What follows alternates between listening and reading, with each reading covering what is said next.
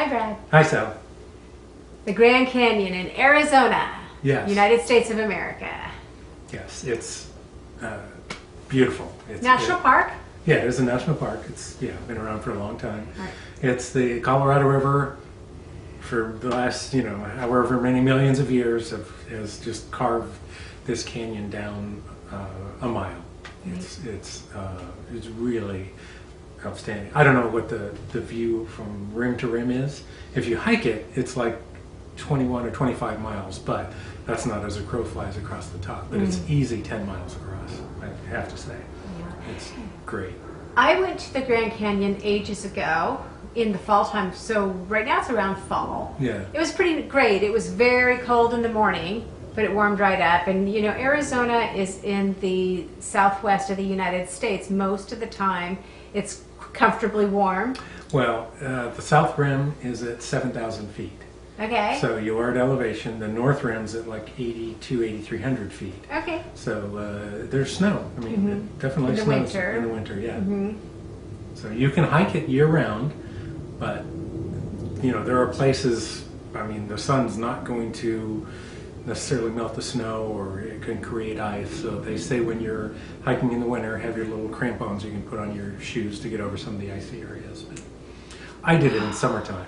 You're brave. Summer in Arizona, even at elevation, I think can be quite uncomfortably warm. Oh yeah. No, there are days it's 100 degrees.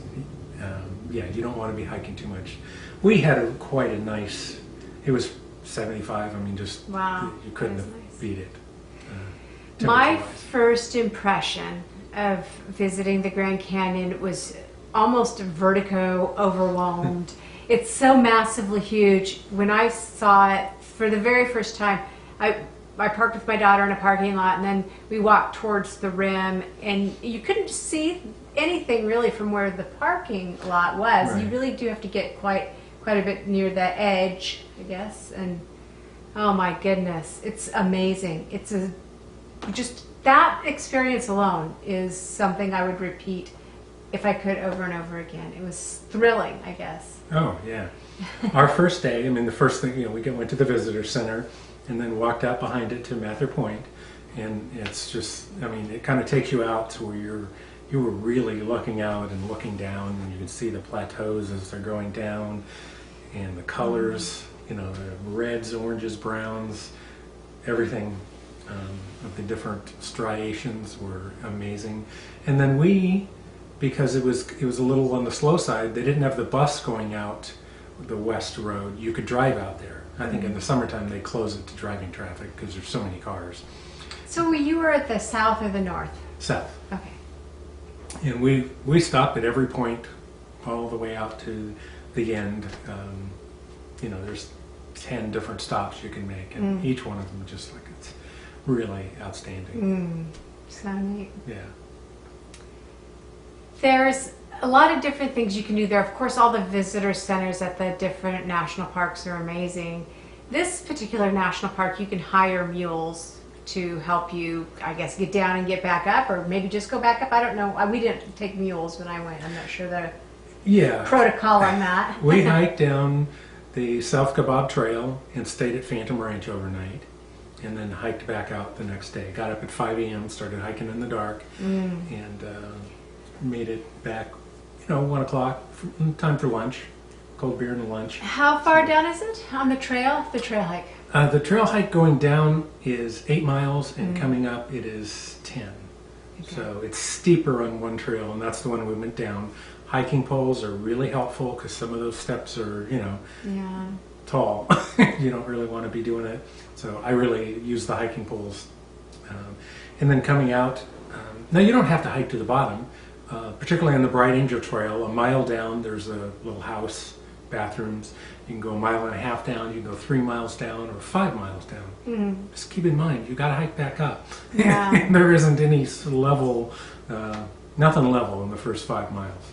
The way that the trail is quite nice. It's pretty wide, I guess, and it's sort of sandy, but not like, it's just fine dirt, we'll say. It's not muddy or rocky necessarily. I guess if it's raining it would be. But the thing that I found the most challenging is they put these logs across the trail to help with the erosion. So you end up having to do occasionally a slight step up over the log and then quite a distance down. Yeah. If you've got sore knees, well, you will have sore knees. Yes. If you go on the trail, you may end up with sore knees after you've been hiking for a mile or two. Yeah. That happened to me. But, you know, you can take breaks. Oh, yeah, yeah. Take a break, bring food, bring water.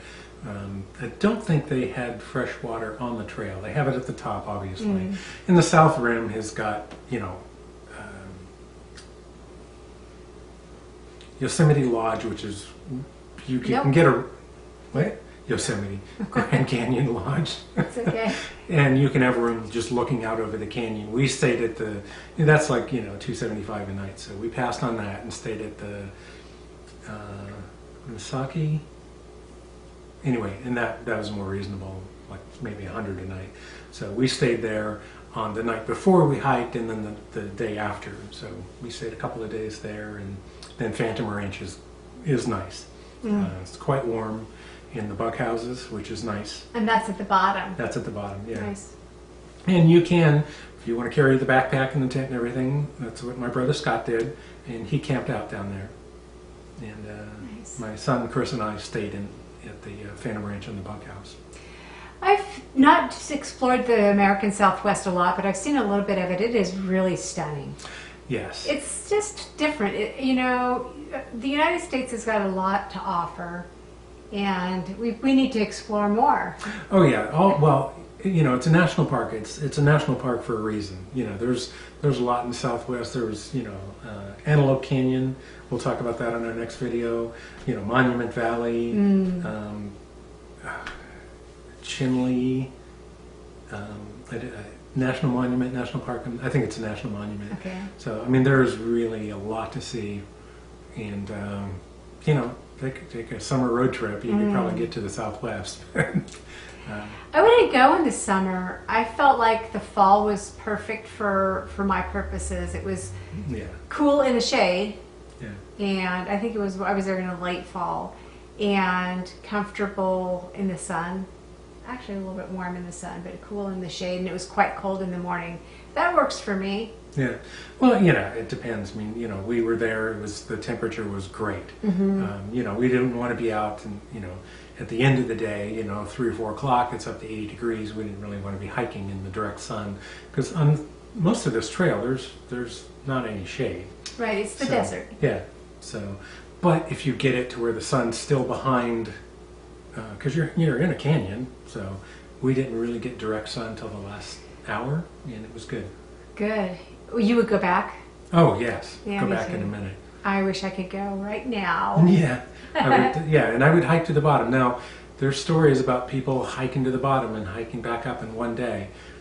I think I'm in fairly good shape, but there's like horror stories. You know, they start out at 10 o'clock in the morning and they get to the bottom and get a little bit to eat at Phantom Ranch and start back up, and it takes them 10 hours to hike out. You know, 11 o'clock they're, you know, dragging up to the top and wondering, you know, and people get rescued there and all kinds of stuff. So you really got to be careful. If you're an experienced hiker and you head out at a proper time in the morning and you want to do something like that, I'm sure it's pretty manageable, but man, that's a long day. Why? Yeah.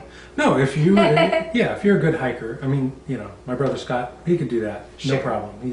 He's into the longer hikes, but you know, it's 18 miles, Sure. so you know, plus whatever time you spend at the bottom. So you know, That's it's a hike, not for the faint of heart, and certainly not for the inexperienced hiker. Right.